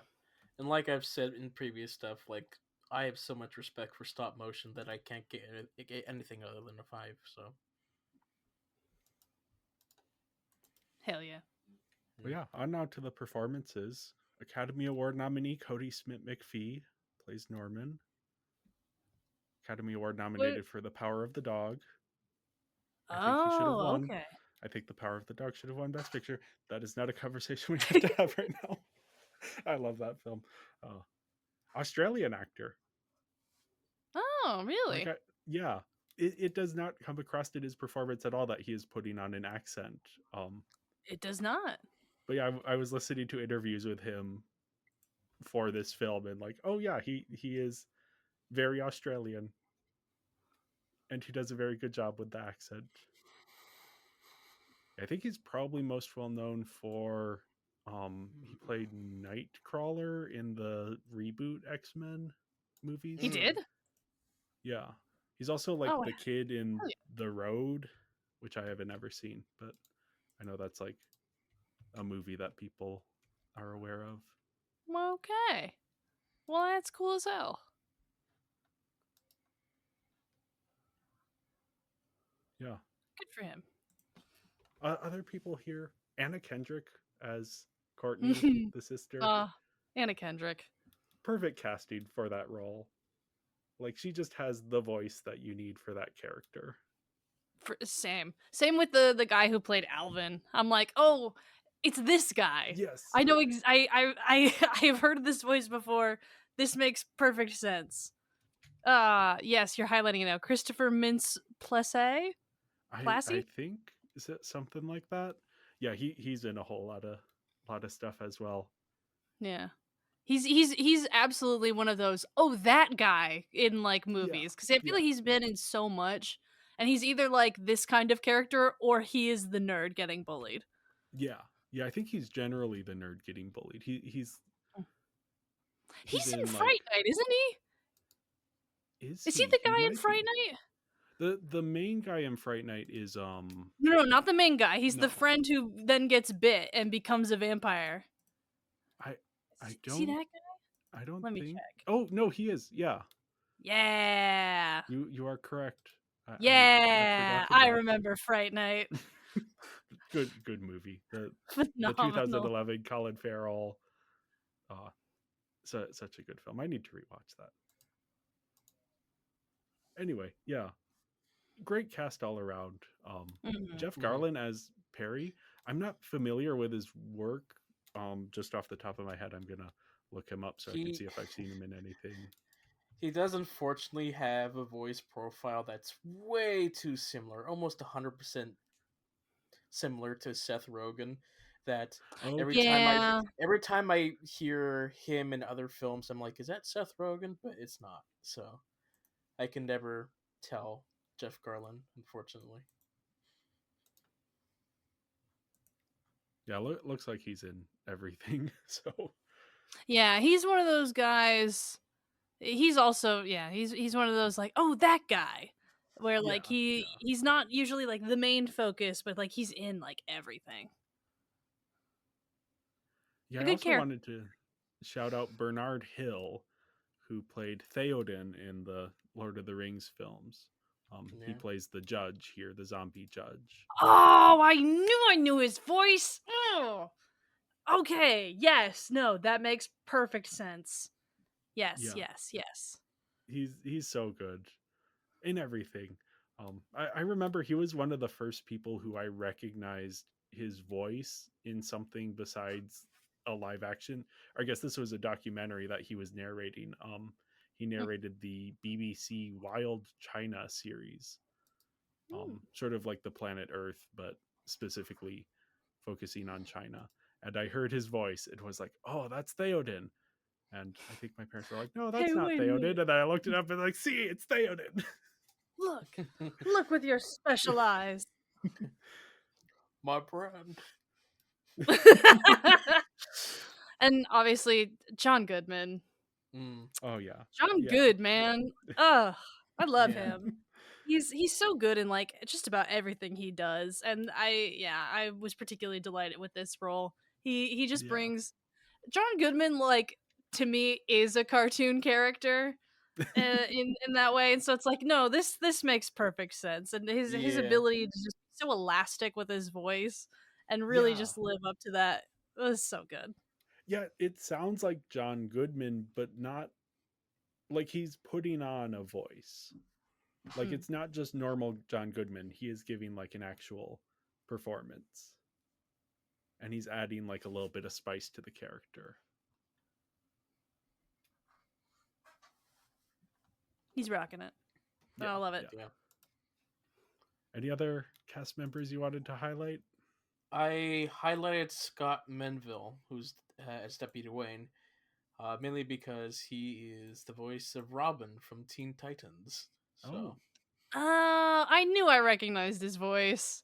In my mind, I yeah. was like, is that the guy who plays Sokka in Avatar? No. Robin in Teen Titans? Yeah, that makes perfect sense. No. He plays the actor who was playing Sokka in the play. Oh, Yeah. okay. Nice. So he does sound like Sokka. Yeah. I dig it. Anyway. yeah. Yeah, I thought the cast were all very good here. I gave them a 4 out of 5. Same. I also gave a 4 out of 5. People were delivering. It was great. Yeah. I know I gave it a 3.5. Yeah. Rock and roll. Last up, we have the sound/music, which, yeah, this isn't to me as instantly iconic as the Coraline soundtrack, which Mm-hmm. I can just imagine in my head as I'm sitting here thinking about it. But the music is very solid. Like, especially like the score that plays during the final confrontation with Aggie is Mhm. very good and intense, and yeah, really selling that. Mhm. Yep. I really like the main motif of the soundtrack. It just sticks in your head. I liked it was used throughout the film, so it was pretty cool. No, I like the soundtrack. Yeah, it was good. Yeah, I'm kind of with Jay of just like, yeah, it's not one that like when I think about this movie, I'm not thinking about the music, but like the music that is there is good. So yeah, I also we already mentioned it, but the Friday the 13th that theme was playing is yeah. that was fun. Yeah.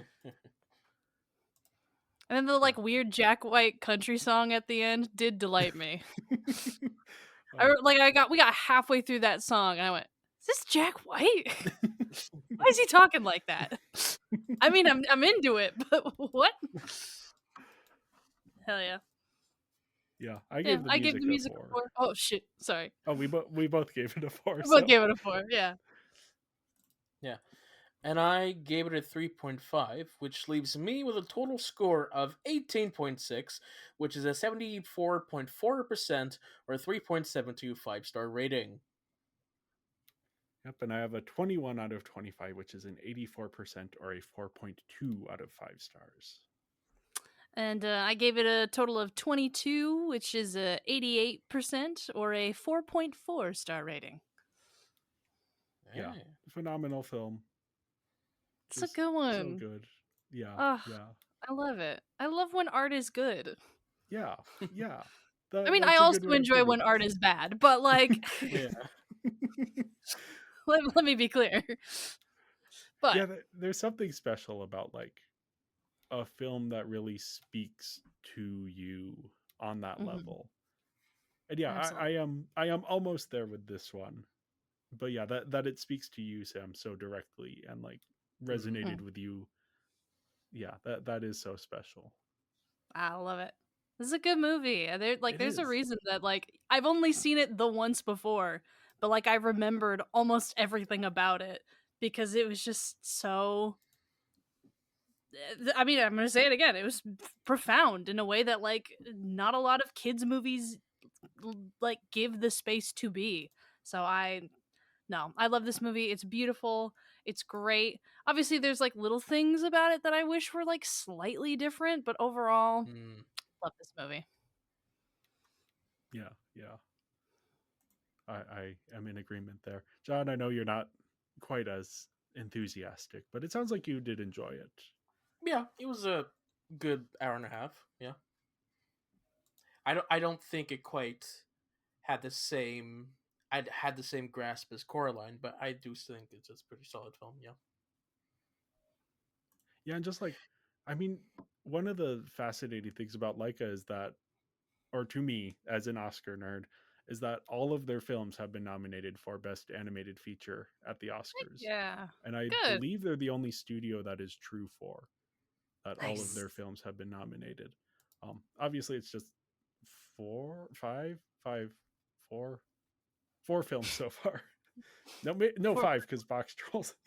Okay, Yeah. box trolls. I love Box What a Trolls. hoot. We'll talk about that next week. Fun. Yeah, yeah. Mm-hmm. But yeah, that like all of their films have been well received, and again, I think part of that is they don't have a Disney or an Illumination or a DreamWorks looking over their shoulder. That they have a little bit more freedom to play around with Nike's money and make whatever crazy thing they want to make that still has this like deep emotional resonance and is very well constructed. And yeah, I'm Mm-hmm. very much looking forward to Wildwood as well whenever that finally is released. Mm-hmm. Hell yeah. Well, in that case, thank you everyone for listening, and make sure to follow us on social media. We're Binging Barbie Podcast on Instagram and Tumblr, Binging Barbie and Blue Sky and Serialized, and Binging Barbie, a Barbie movie podcast on Letterboxd. And if you enjoyed this episode, make sure to leave a 5-star review and go to our Patreon at patreon.com/Binging Barbie Podcast. Sam, where can people find you? Yeah, you can find me over either on YouTube at The Uncanny Productions, or you can check out we have an official website of theuncannyproductions.com. I run the series called The Frankenfiles, where we do deep dives of different adaptations of Frankenstein. I am also on the Serious Business podcast, which is gonna be wrapping up here. Actually, by the time this episode is out, we've probably wrapped on Homestuck, which has been a 4-year journey of reading one of the world's longest comic webtoons. It's crazy. So yeah, you can check that out. I do that with my lovely friends Sam and Bastion, Sam of whom has been on the show before here as well. So yeah, check us out over there. All right. And we'll be back next week to talk about the box trolls. And until then, you stink of illiteracy. Bobby, Monster High, don't any of you know anything about the history of this podcast? Stunning. Bye, Norman. Bye, Norman.